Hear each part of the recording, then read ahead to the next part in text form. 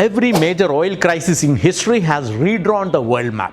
The 1970s shock dismantled economic certainty across the West.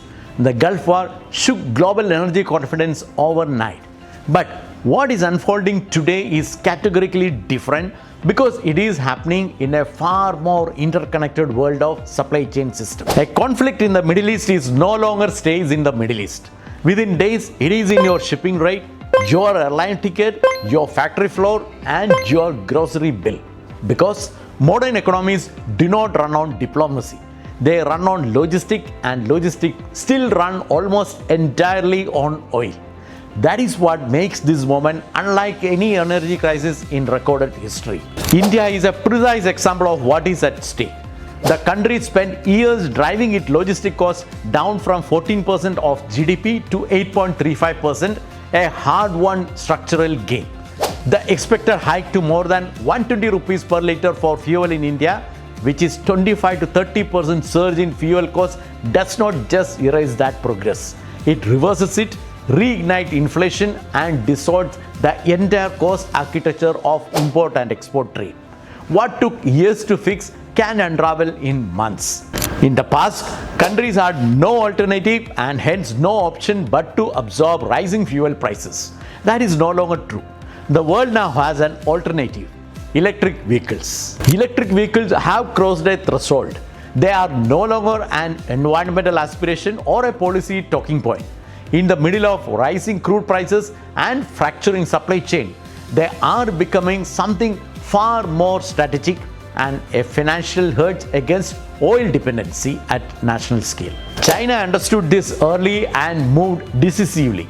Analysts estimate Chinese EV adoption alone could displace over 2.7 million barrels of daily oil demand by 2030. As fuel costs climb globally, economies that made that transition are already insulated from the shock.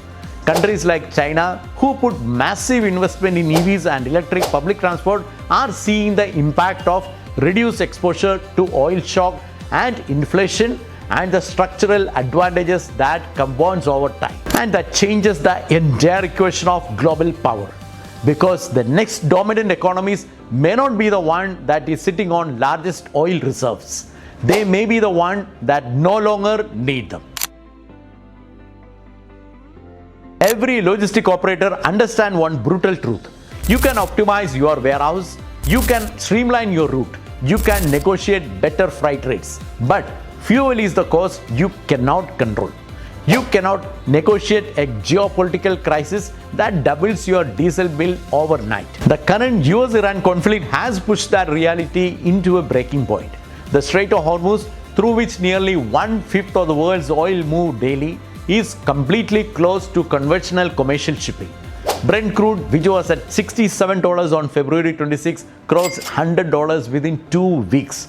Jet fuel costs have surged 85%. Truck operators across Asia, Europe, and the Americas are absorbing cost shock they cannot pass on fast enough. For countries like India, which imports 90% of its crude oil requirement, this is not a financial inconvenience. It is a systemic vulnerability. Every rupee that oil rises translates directly into higher freight costs, costlier last mile delivery, compressed logistic margins, and ultimately household inflation. Every oil shock accelerates the search for an alternative.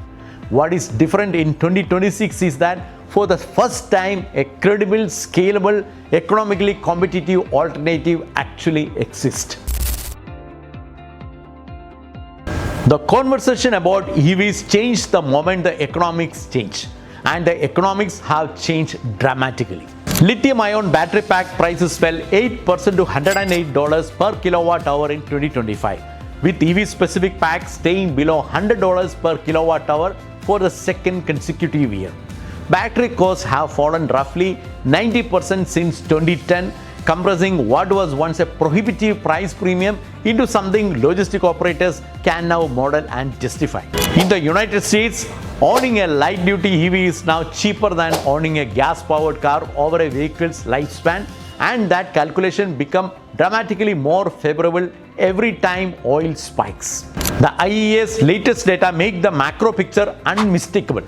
EV adoption displaced over 1.3 million barrels of oil per day in 2024, a 30% increase year on year, equivalent to Japan's entire transport sector oil demand. By 2030, EVs are projected to displace over 5 million barrels per day globally. By 2035, that figure reaches 10 million barrels per day, which means approximately 10% of current global petroleum consumption would be wiped out by electrification. This is not environmental modeling. This is a structural repricing of global energy market, and it is being driven by an oil crisis, making the EV business case impossible to ignore. Now, let me tell you what the corporate world is actually doing and not something what is announced to the press. DHL, UPS and FedEx have committed to electrifying their delivery fleet within a combined target of 20,000 electric trucks by 2026. And fleet operators are already reporting 25 to 40% reduction in fuel and maintenance costs over comparable diesel operations. Amazon has over 10,000 custom Rivian electric vans making deliveries across more than 1,000 US cities. FedEx has committed $2 billion to vehicle electrification. In April 2026, Amazon added 75 Class A in-ride heavy-duty electric trucks to its freight network, moving orders between fulfillment centers, sort centers and last-mile delivery stations. In addition, Amazon has signed an order for more than 200 Mercedes e-Actros 600 electric trucks to be deployed in the United Kingdom and Germany, decarbonizing high-mileage predictable routes. And in California, DHL recently tested the prototype of the Tesla Semi, which is expected to enter production in 2026. In India, the electrification of last-mile logistics is happening at remarkable speed. India recorded 24.5 lakh EV units sold in 25-26, which is a 24.6% year-on-year growth, with electric two-wheelers and three-wheelers dominating urban delivery operations. Amazon India is deploying 10,000 electric delivery vans. Flipkart has committed to 25,000 electric vehicles by 2030. Uber India is deploying 25,000 electric cars under Uber Green Initiative. Why are logistic companies moving first? Because the economics are most compelling exactly where logistics operate. That is fixed urban route, high daily mileage, predictable charging cycle and depot-based refueling. In Europe, battery electric trucks dedicated overnight depot charging routes are already approaching cost parity with diesel without subsidies. The fleet operators who electrified early are now reporting something that no diesel operator has ever been able to claim. That is immunity from the fuel price spike. The EV transition in logistics is real, accelerating and economically justified for urban and regional operations. But the challenge for heavy long-haul freight are genuinely significant and cannot be dismissed with optimism. Global sales of medium and heavy-duty electric trucks surpassed 90,000 units in 2024, growing nearly 80% year-on-year. But electric trucks still account for only 4% of annual truck sales, and the 3.8 million diesel Class A trucks currently on the world's highways are not going electric overnight. Battery electric truck total cost of ownership becomes competitive than diesel in China and in European Union by 2030, with the US gap narrowing substantially to near parity around the same year. That is progress, but it is also timeline and not a certainty. The innovation response is moving fast. Megawatt charging system capable of charging a heavy truck in under 30 minutes are being deployed at major logistic corridors. Vehicle-to-grid technology is turning electric truck fleets into grid balancing asset, with warehouses and logistic parks becoming integrated energy hubs. Solid-state batteries promising double the energy density at half the weight are in late-stage development in Toyota, Samsung SDI and QuantumScape, with commercial production targeted for 27-28. But the electricity grid itself remains the honest constraint. Getting sufficient electricity to logistic charging station is, in the view of engineering experts, the single biggest barrier to heavy-duty trucking electrification. The vehicles are ready faster than the infrastructure. The current oil crisis is not creating the EV transition. It is massively accelerating one that was already structurally inevitable. The global electric car fleet crossed one quarter of new car sales globally in 2025. Norway reached 88% EV share of new car sales. The UK reached nearly 30%. The global EV fleet hit nearly 58 million vehicles by the end of 2024, which is more than triple the number in 2021. India's EV car sales expected to reach 20 to 25% of the total car sales by the year 2030, though the government target is 30%. But the story that matters most for logistics and global trade is not about passenger car.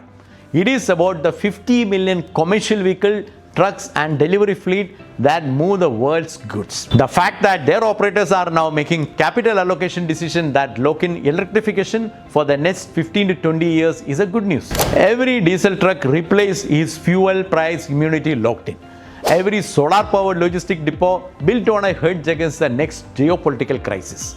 Every battery factory commissioned in China, in India or in Europe is a transfer of strategic power away from the oil-producing region towards battery-producing ones. The world may still run on oil today, but the capital is voting loudly and with $1 trillion commitment for what the world will run on tomorrow.